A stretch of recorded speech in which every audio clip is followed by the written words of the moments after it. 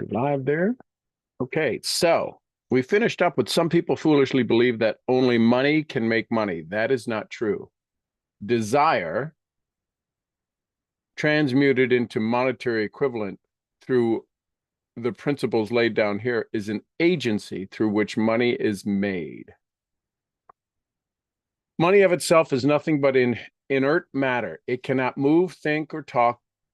It can hear when a man who deserves it calls it to come. That's pretty much like saying that you might be able to call one of my dogs, but the dogs know you're not the guy that feeds it, the one that takes care of it, the one that does all of the things that provides it shelter. If it's Molly, lets him sleep in bed with you. Yes, that big galoof jumps up in bed and snuggles every now and then. My point is that money is the same way. It works on vibration. If you call it, it will come when you're in the right state, when you're in the right frequency, when you're in the right vibration. Planning the sale of services. Intelligent planning is essential. Remember, this chapter has been given over to the description of ways and means of marketing personal services. So intelligent planning is essential for success in any undertaking designed to accumulate riches. Here you will find detailed instructions. This is the chapter on organized planning. Detailed instructions to those who must begin the accumulation of riches by selling personal services. I think we all sell our personal services. In today's world of digital commerce, it's easy to buy almost anything anywhere. In today's world of digital information, your information isn't unique.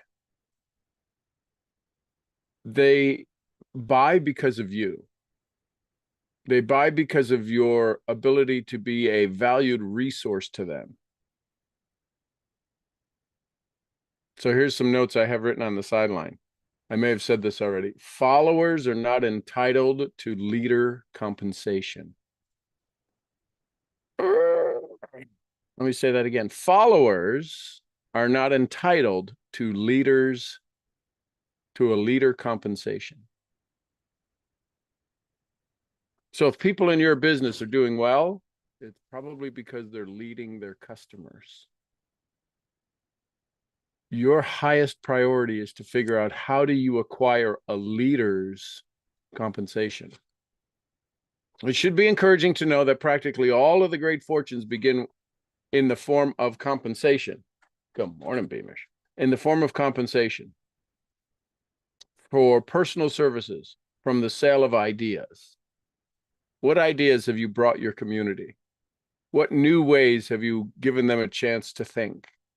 What new thinking are they doing because of you? That's the part that's important to understand.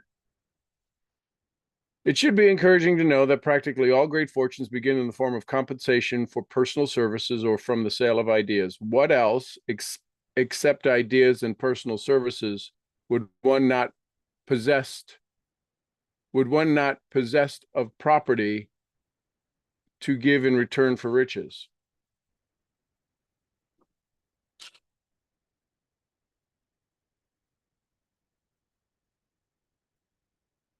Something in those words, it's just not sitting right with me.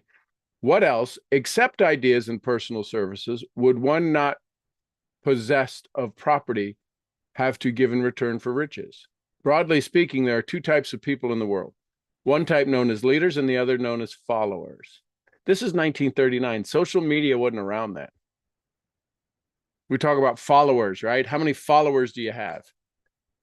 This is pretty cool when you think about it. Decide at the outset whether you intend to become a leader in your chosen calling or remain a follower. The difference in compensation is vast.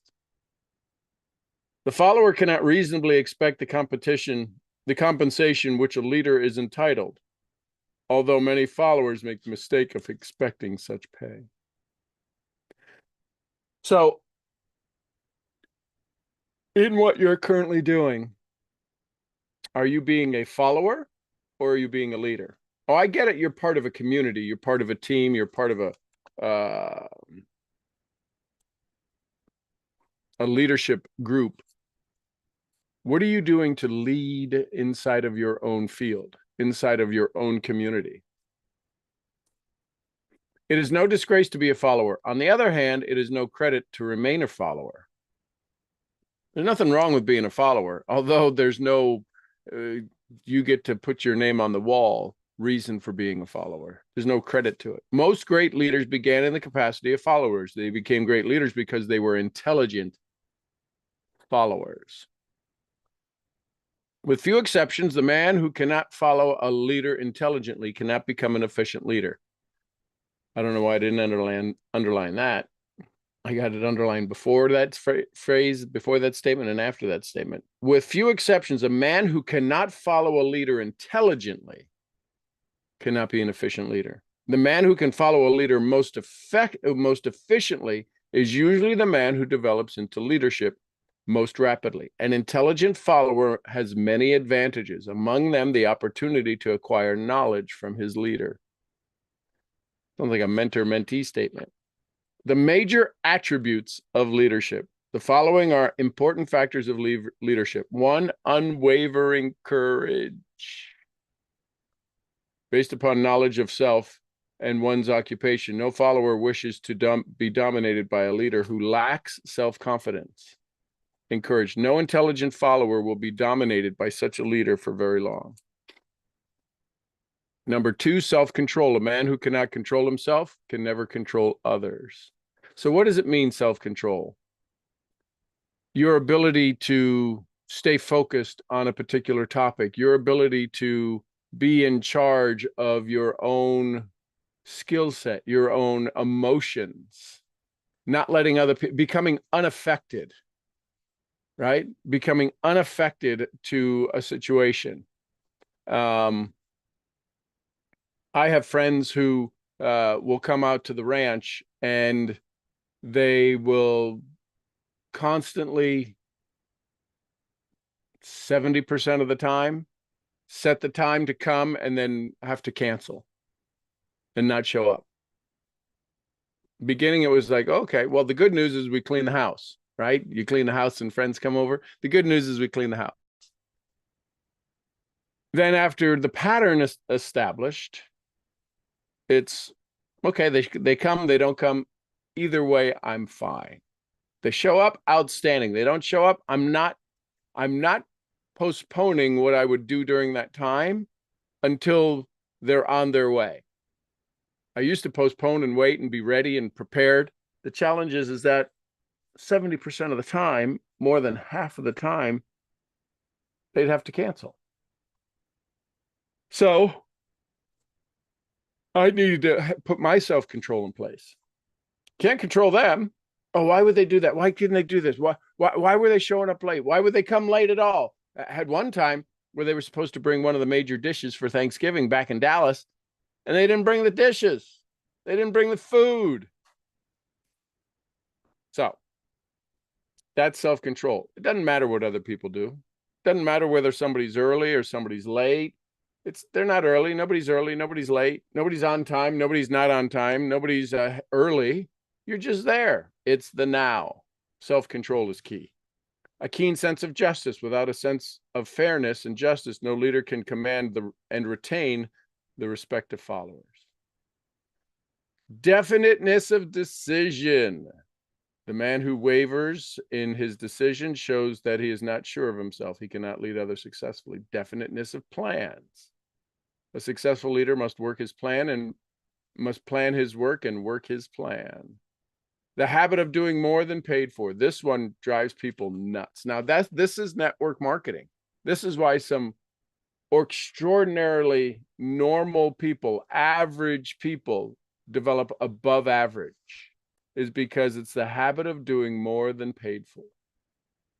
If you understand karma, if you understand frequency, now there's a difference between allowing yourself to be taken advantage of more often than you want versus doing more than you're paid for. What are you paid for? Think about it. What are you paid for? In network marketing, you're only paid for two things, period. Two things only. You're not paid for your attitude. You're not paid for your leadership skills. You're paid for, listen carefully, you're paid for finding customers and building leaders. That's what you're paid for. And if those aren't happening, you don't have the skills to do either of those. That's the skills you need to develop. Find customers. How do you find customers? Every organization is unique. Every customer is following based upon the rules of the game. So a customer needs to be spoken to in a certain way, and a leader needs to be uncovered in a certain way. So the habit of doing more than paid for. One of the penalties of leadership is the necessity of willingness upon the part of the leader to do more than he requires of his followers. A pleasing personality. No slovenly, careless person can become a successful leader. Leadership calls for respect. If you've got the book, I'd underline that. Leadership calls for respect. Followers will not respect a leader who does not grade high on all factors of personal pleasing, of a pleasing personality. Sympathy and understanding. A successful leader must be in sympathy with his followers. Moreover, he must understand them and their problems. Master of details. Successful leadership calls for the mastery of details of a leader's position. What does it mean? What are the details of a leadership position in your business? What does it require? Because the thing that's holding you back from arriving there is one of those unique details. Willingness to assume full responsibility. The successful leader must be willing to assume a responsibility for the mistakes and the shortcomings of his followers. If he tries to shift their responsibility, he will not retain the leader. He will not remain the leader. If one of his followers makes a mistake and shows himself incompetent, the leader must consider it is he or she who failed. And then 11, cooperation. A successful leader must understand and apply the principle of cooperative effort and be able to induce his followers to do the same. Leadership calls for power, and power calls for cooperation. There are two forms of leadership. The first, and by far most effective, is the leadership of consent and with the sympathy of the followers. The second is leadership by force, without consent and sympathy of the followers. History is filled with evidence of leadership by force cannot endure. The downfall and disappearance of dictators and kings is significant. You can continue reading on these pages. The new brand of leadership will embrace the 11 factors of leadership described in this chapter, as well as some other factors. The man who makes these basis of his leadership will find abundant opportunity to lead in any walk of life. The Depression was prolonged largely because the world lacked leadership of a new brand. 10 major causes, right? 10 major causes of failure in leadership. We now come to the major faults. We just talked about the 11 key traits, attributes, now the 11 faults. Number 1, inability to organize details. Efficient leadership calls for the ability to organize and master details. No genuine leader is ever too busy to do anything which may require him to be required of him in his capacity as a leader. When a man, whether he is a leader or a follower, admits to be too busy to change his plans or give attention to any emergency, he admits his inefficiency. A successful leader must be the master of all details connected with his position. That means, of course, that he must acquire the habit of relegating details to capable lieutenants. Number 2, unwillingness to render humble service. Truly great leaders are willing, when the occasion demands, to perform any sort of labor which they would ask another to perform. The greatest among ye shall be the servant of all, quote unquote, is a truth which all able leaders observe and respect. This one's all italicized. Number 3, expectation for pay for what they know instead of what they do with what they know. This is the downfall. Listen carefully. Expecting to get paid for what they know instead of what they're doing with what they know. The world does not pay men for that which they know. It pays them for what they do or induce others to do. You may know your comp plan forward and backwards. You may know it better than anyone else in your company. The fact that you know the comp plan doesn't mean you should get paid at the top of the comp plan. The comp plan has an action-based production. You do this, you get paid that. If you know what the doing is and aren't doing it, you're not going to get paid, period. End of story. Here's the number 4. Major causes of failure of leadership. Number 4, fear of competition from followers. That's why network marketing works so great. You enrolled them, you sponsored them, you brought them to the dance. They go out and skyrocket and become the number 1 dancer in all of your company. You can still be rewarded for that. Fear of competition from followers. The leader who fears that one of his followers may take his position is particularly sure to realize that fear sooner or later. The able leader trains understudies to whom they may delegate at will any of the details of his position. Only in this way may a leader multiply himself and prepare himself to be at many places and give attention to many things at once. It is the eternal truth that men receive more pay for their ability to get others to perform than they could possibly earn on their own efforts. This is where J. Paul Getty's line. I'd rather have 1% of 100 people's efforts than 100% of my own effort. Lack of imagination. Without imagination, this is number 5. The leader is incapable of meeting emergencies and creating plans which guide his followers efficiently. Selfishness. The leader who claims all the honor for the work of his followers is sure to be met by resentment. Intemperance, number 7. Followers do not respect an intemperate leader. Moreover, intemperance in any of its various forms destroys endurance and the vitality of all who indulge in it.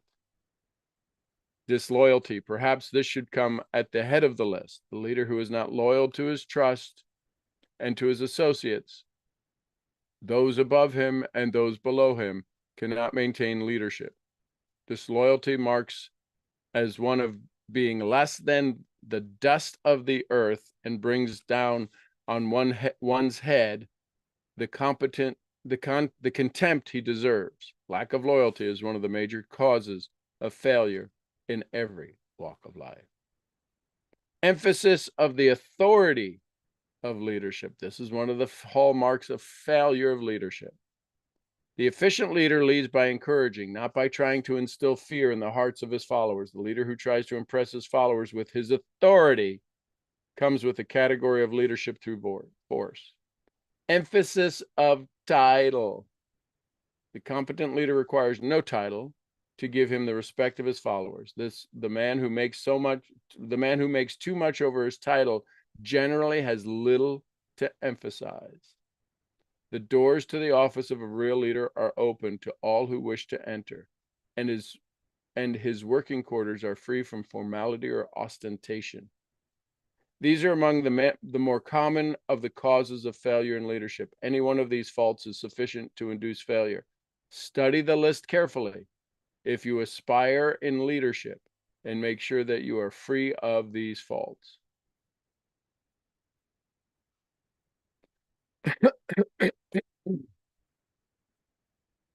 First, the field of, so you can read some fertile fields which new leadership will be required. It talks about different industries. You can check those out. How to apply for a position.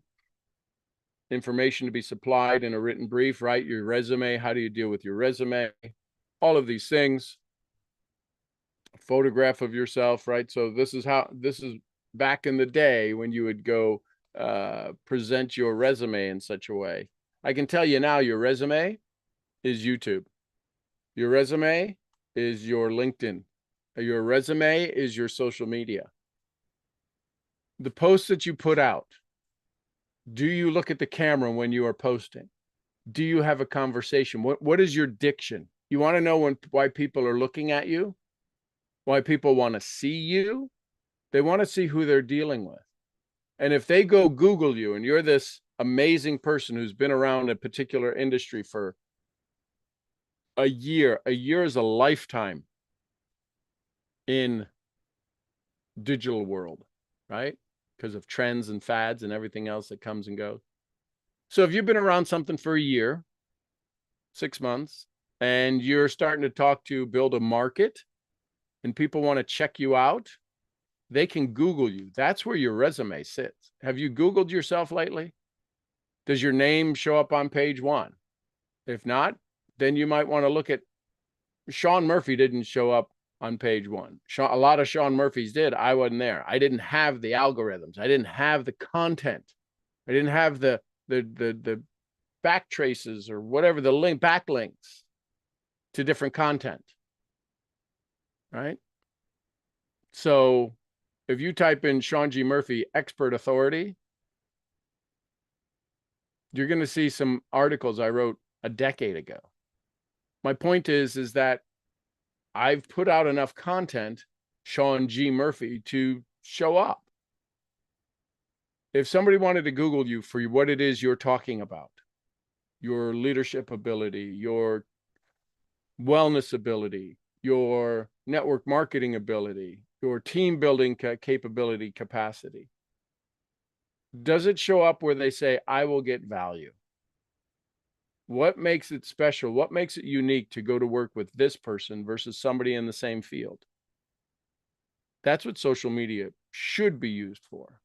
Why would I want to use this person? What kind of information are they giving me that I haven't seen or heard anyplace else? If I decide to work with them, what am I going to get from them that I can't get anyplace else? What do they do to help the industry? What do you do to help that marketplace? Right? That's the question people are going to ask. So, how to get the exact position you desire? There's on page 175. Decide what kind of job you want. Choose the company. Study the prospective employer and the policies. Fourth, by analysis.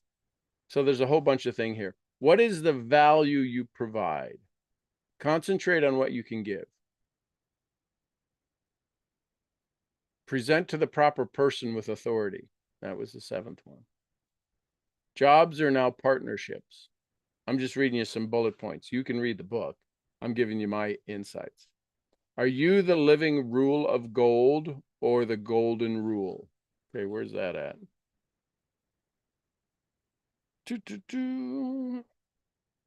Rule of gold is the one with the gold makes the rules. Do you live by that, or do you live by the golden rule? Do unto others as you would have them do unto you.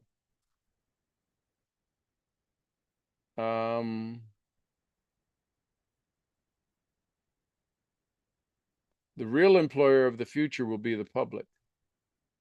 This is 1937.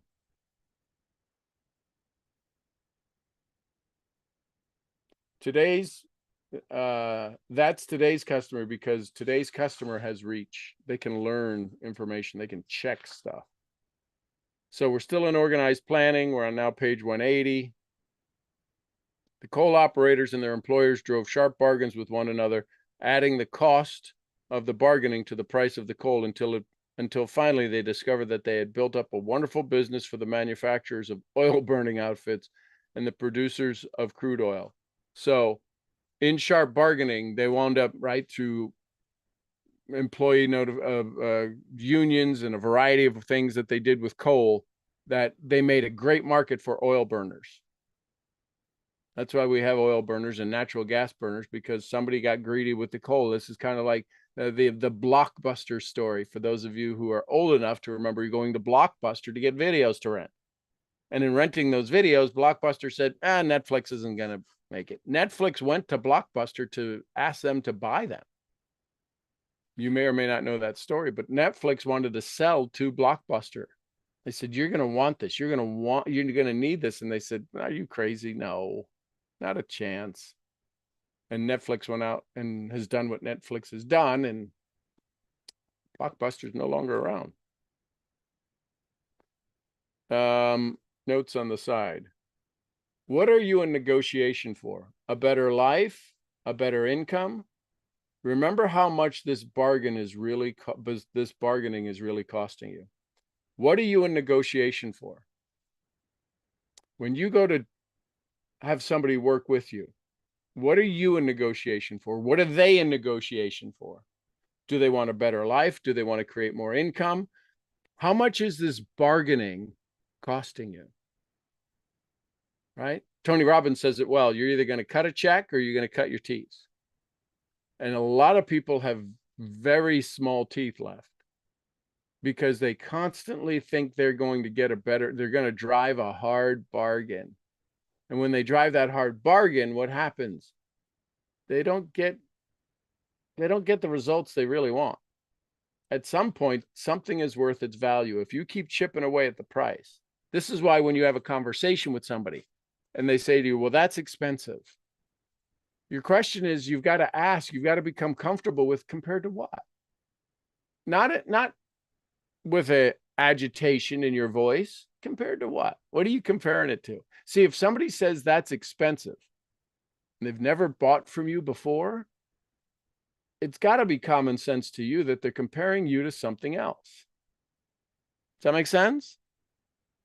If they're saying that that's expensive and you ask them compared to what, the question has to be that they're comparing you to something else.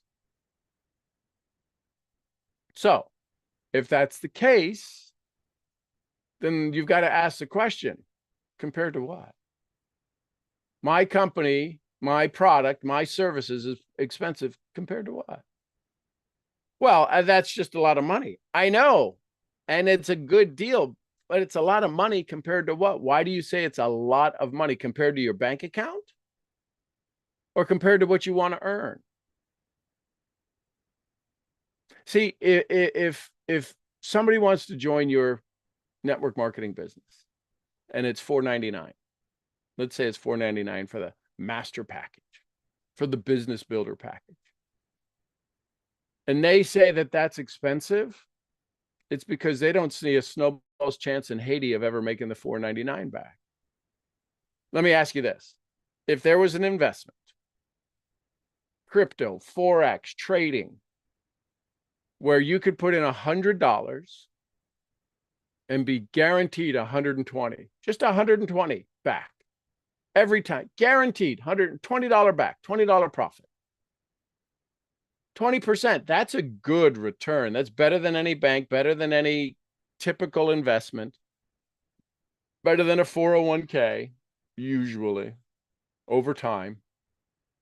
20%. How many times? And you could only do the $100, right? Yet once you get the 20 back, you could put in the 120 now, and you get back 135, right? And or 145, and it just keeps compounding, right? It's compounding interest. See, people don't understand. I forget who said, maybe it was Einstein said, compounding interest is the eighth wonder of the world. Your conversation with somebody is not producing the idea of compounding interest. The skills they have, everybody who has a certain level of skills, anybody who's made any income at all can double their income. It's talking to people. So this idea of understanding your skills and then transferring that knowledge is called through leadership to your audience is a skill that you must develop. And if you develop it, you could double your income right away. No qualms, no doubts, nothing, no doubt, no fear. You just need to talk to more people. And if you sit saying, well, yeah, but you know, I'll send them a link. I'll send them a link. That ain't gonna do it. That's the easy way out. That's a great that's a great escape of digital marketing. You send them a link. You're afraid to pick up the phone and talk to them. So the point is that what are you negotiating? As the leader, as the sponsor, as the enroller, are you negotiating down your skill sets? Are you negotiating down your capability? If you're letting people buy based on price, you ain't got no leadership. If you're adjusting your price based upon what they are saying they want to pay, you're not valuing your leadership. And I can promise you they're not going to value it either. So there's some conversation. We will end. What is your QQS rating? What is your QQS rating?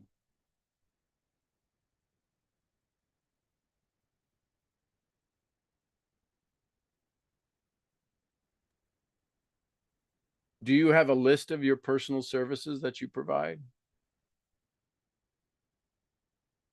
What are you getting? What did you give for what you got?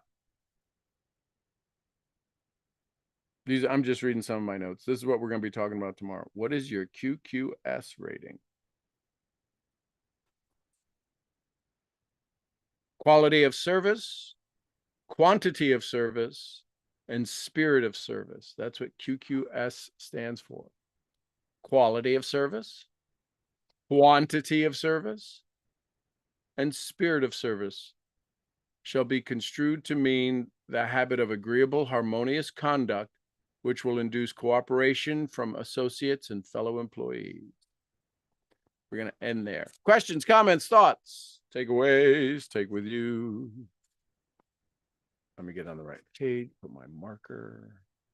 I'm just going to put, I don't think we really got into here. So we're somewhere in here. Questions, comments, thoughts, takeaways, take with you.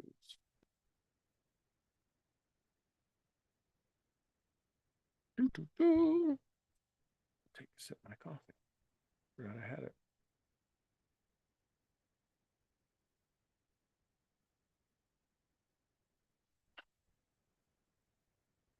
All right.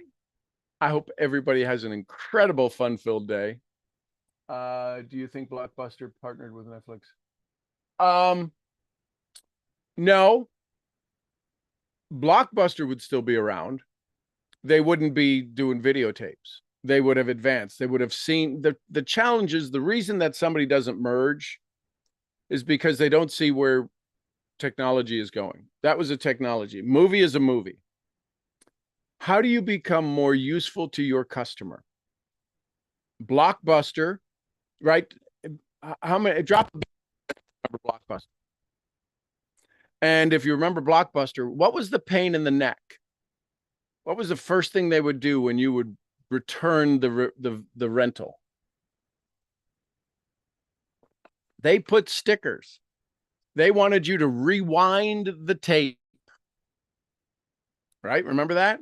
Did you rewind the tape? They would put it on the outside of the box, rewind the tape. Why? Because customers, when they rented the movie, would get mad that they would put the movie in and the credits would be rolling. Right? So they would charge you if they had to rewind the tape. And once you got charged to rewind a tape, you're like, I'm rewinding the tape. Rewind that damn thing. Right? So I say that to say, if your goal, if your business model is based upon rewinding the tape, and somebody comes along and there's no rewind, it's a little arrow that's a circle and it says start from beginning, click. Kind of like cassette tapes. If you wanted to get to the video, that's why Apple, iTunes, that's why the iPod changed everything, is that I could go to that song immediately. I didn't have to go fast forward, play. Okay, what song is that? That's the last of that song. Fast forward, play. Fast forward, stop. Fast forward. I went too far. Rewind. It's about convenience.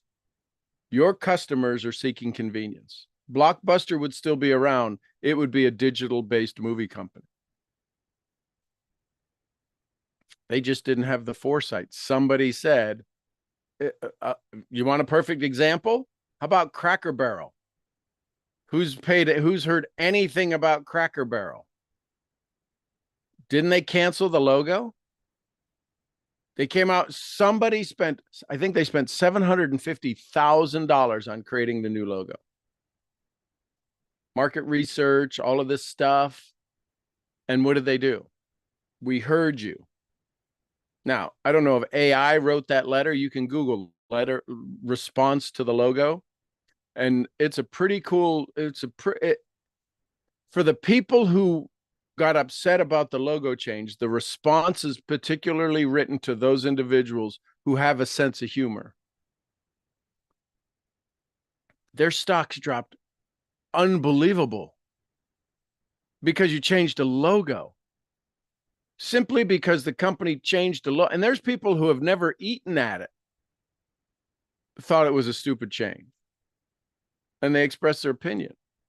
So if a logo can cause a company to crash, they didn't burn out yet. They crashed. They had a major fender bender on the 5.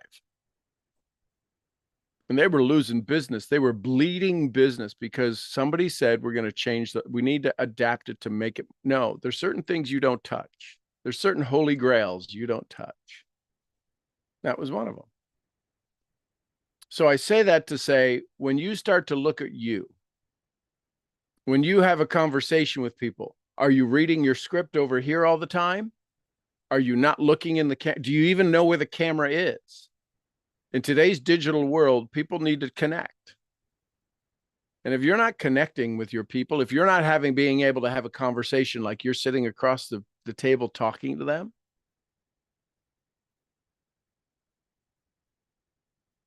we have been so tuned up, frequency charged to people's vibrations, to people's micro expressions. You pick them up on a 2-dimensional world a hell of a lot faster than a 3-dimensional world. I'm not saying it's easier in the 3-dimensional world.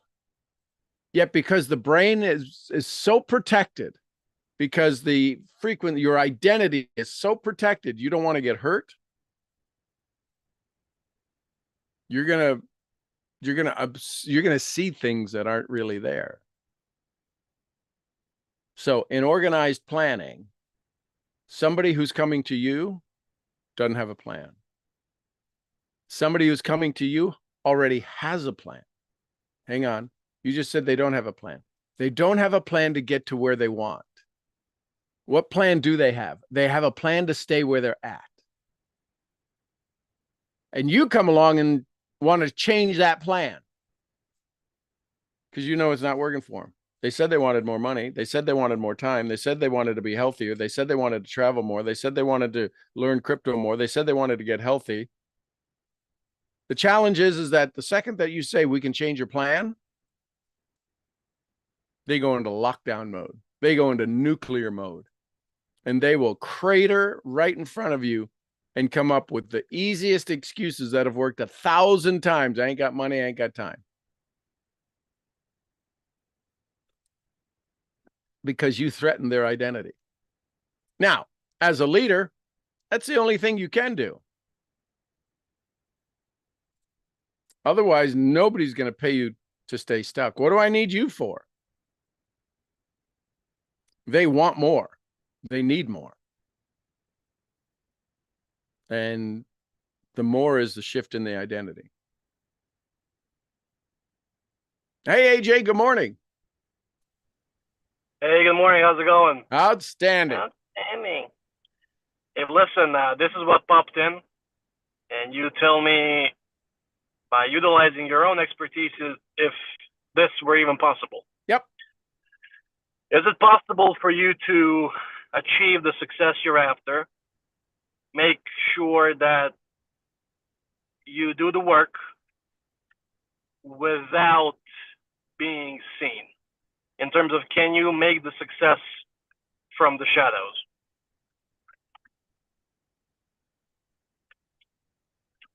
The answer is absolutely yes. The challenge is that you can't stay hidden. Here's the reason. Somebody is going to have to be seen. So this is the Batman Bruce Wayne scenario. Batman is seen, he's protecting, he's doing this. Bruce Wayne is over here. Some people are starting to realize that when Batman's around, Bruce ain't in the room. So when your success is around and you're not being seen, somebody's going to, right? So somebody's got to be the face of it. Why? Because people need to love something. I don't know. There's some kind of pets that go around, fluffy pets or stuffed animals that go around. There's this new hot trend of this, right? For Christmas, there's going to be the new, do you have the poopity boogity boogity, right? And that's the thing that every kid wants. Well, some company made that. A lot of people don't even know what company made that, but the thing they made is seen. So you might sit in the shadows. It takes a very rare individual to sit in the shadows, right? Abraham Maslow said, be independent of the good opinion of other people. When Wayne Dyer heard that, he said, and here I am, I have my face all over the front of my books. I'm on the cover of my books. I'm really want people to know that this is my book. Yet some of the greatest quotes we use are by some unknown author. Now, a couple of things with that. If you're in the shadow and not being loved, there's kind of a little hole in the game, right? They say, I've never met a wealthy monk, somebody who's all by themselves in prayer and doing all of the things. Great stuff, great energy. You're going to have to be seen. Something is going to have to be seen. That's why some people write with a pen name. People want to go see, they want to find the source of whatever it is that makes them feel good. Is it possible? Yes. Absolutely, 100% possible. You've got to develop a whole nother level of skills to be able to put somebody in the front, to give something else the face. Not impossible. To give something else the face that only you can do. Then you've got to be okay with whatever that face is, whether it's a person, a thing, an entity, an energy, a frequency of what that is. You got to be okay with that getting the love. And that's where most people kind of tumble a little bit. Awesome sauce. You know what? The reason why the reason why I asked is because a certain amount of growth happened over this year. Can you believe that? Shocking. A certain amount of growth happened this year where I said I use I a lot. Mm-hmm. And I used to operate from significance a lot. I wanted to be the guy that takes care of everything. I realized that that's not really what I want. And more importantly, I realized that just being the silent benefactor, that's my mojo now, I think. I just love it. And you may be a silent partner. Then you've got to be okay with silent profit. You can still be a silent partner and active in the profit, which I believe you are with your conversations and your dialogues that you have with the different companies that you're partnering in. So you're public. You can still have the silent partner, but I promise you, you are not silent to the people they talk to. They may not say your name. My mentors are silent mentors. Yeah. A lot of people know who they are. But for the conversation, for the average bear, rather than get distracted, because here's what happens. Well, if they're your mentors, I'll go to them. You can't go to them. You just can't. You have to be invited to get to them. I didn't go to them. I couldn't go to them. You got to get invited to be able to be known by them. That's a whole nother, but they're not silent in their work. They're on stages writing books. They're not silent. They're my silent partners. They're my silent mentors.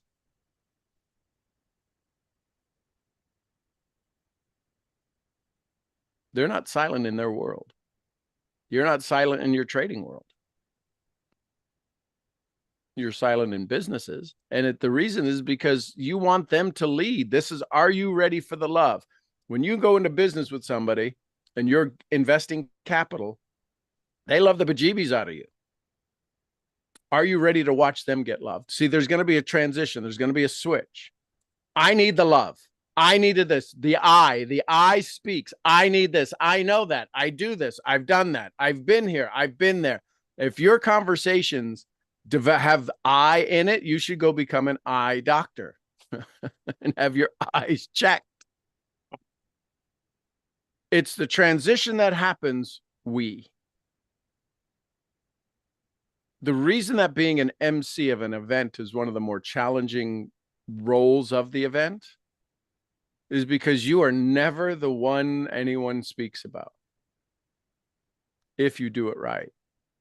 If they speak about you, you are not an MC. And that's a hard thing to do, especially if you are out there all the time during the event. If you're the MC and people speak about you, you're doing a poor job as an MC. So when you are a business leader and you want people to talk about you, you are a poor leader. They need to be talking about your community. They need to be talking about your team. If you're the one they're talking about, your leadership skills are out the window. So as you start to do this, you want them to win because you want profit. Profit comes from when they win. So you're teaching them how to win. You're teaching them a new identity. Your infusion of cash doesn't change their identity. Your infusion of cash gives you a chance to speak to their identity to help them elevate it to the next level. The reason they want money with you is because you're successful. You've created something they haven't created. That's why a lot of people will invest in things and fail miserably because they want the investment to be about them. When you invest, if you're not investing to make their life better, law of compensation says, how are you going to get, if they're short on money and you give them money, you give them time, you give them energy, you give them you, and they're already short on them, you giving you doesn't make them any better. Your job is to make them better, see them better so they can get more of them. And if they get more of them, their customers will want more of them. Their customers want more of them, their profit goes up, and now you're getting a return on your investment. Most people think it's return on money. If you have the opportunity to do what you're doing, what a gift you have to give, you're gifted in money. You're gifted in money at all. Your gift is the association with you. You're literally paying to be mentored, to mentor them. And in paying to mentor them, you expect a 20% return on your money. Or 30 or 40. When I did real estate, my average return was 70%. I had crews, I had teams, I had the roofers, I had the interior carpenters, I had the floor guys, because a lot of old homes had wooden floors. So I had the sanders, I had the floor guys, I had the this guys, I had the electricians, I had the plumbers. They loved working with us. They would say, when do you have another house? Because they would work it late. They would work it when they finished their other jobs. It was kind of their side gig income. We'd be working 24 hours, 48 hours. We'd have a house done. People are, how do you do that? I don't get paid for how. I get paid for how do I literally flip it? And people would do backflips to work with us. They didn't get paid anymore. They got paid and they got respected because we talked about the family that was going to move in there. We all had a common goal. The common enemy was to end homelessness. They get behind that. What is your when people ask you to, and this is for all of us, when people want you in business, what is the thing? What is the common enemy you are going to? What is the common enemy you're going to do to bring them value? What is a common enemy that you can all get behind? So whether it's your cleaning business or your restaurants or your other businesses, what's the common enemy you have? Yours is to make sure there's no tears on pillows. I think anybody could get behind that, especially if there's moms in the cleaning business and there's a sister in the other business. They probably had tears on their pillows growing up. Do they know your mission? Do they know your vision?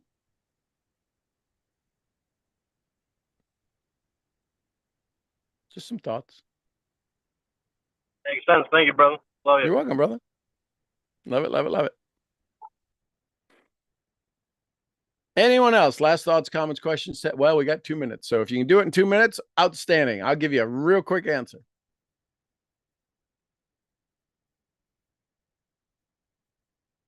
Okay. I love you bunches. I hope today finds you in the most amazing. Just curious, does it sound better now? Because I moved the mic closer. It's a diaphragm mic, so sometimes it doesn't pick up when it's far away. So if the sound sounds good now, I'll make sure that I keep it close in the future. I'm your head brain training, brain scrambling misfit. I'll see y'all where? The next event. At the next event. Somebody give me some Costa Ricas. Pura vida. Pura vida. We love you, Mark. And some Lydias. Peace be with us all. Peace be with us all. And the queen of helping you find your organized plan, Jessie Lee Ward. Boss Lee. Boss Lee. We love you, girl. And a little white fluffy. Girly. I want to ask you right now. I'm going to see how comfortable you are with your business. If I were to ask you right now to take over the mic and give a presentation on your business, how many of you could do it? And not just spit facts. How many of you could do it in such a way that people would say, I'd want to join? That's the question you got to ask yourself. That's the question you've got to be able to easily respond to, right? Mr. Presentation, Tony Geary, who's a good friend, Tony Geary from in Texas, Dallas area. Mr. Presentation, are you ready to give a presentation right now? That's the question you have to ask yourself. What business are you in? What business are you really in? What business do you need to be in 6 months from now as you build your business? Those are the questions you should be asking yourself. And if somebody said right now, give me a presentation that will change my life, could you do that? And I promise you, if you start spitting facts, it ain't a good presentation. Can you begin your presentation by getting people to think, getting them to wonder, getting them to realize that their organized plan isn't so organized, and that if they get to work with somebody like you, their plan could improve, their plan could get better? That's the question you got to ask yourself. Does somebody want you to help them with their plan? I love you tons. I'll see you all tomorrow morning. Tomorrow's Friday. Tomorrow's Friday. We'll do probably open Q&A. So bring your questions for your business, bring your questions for your growth, bring your questions for your success, and we'll have a conversation then. Thanks, everybody. Bye for now.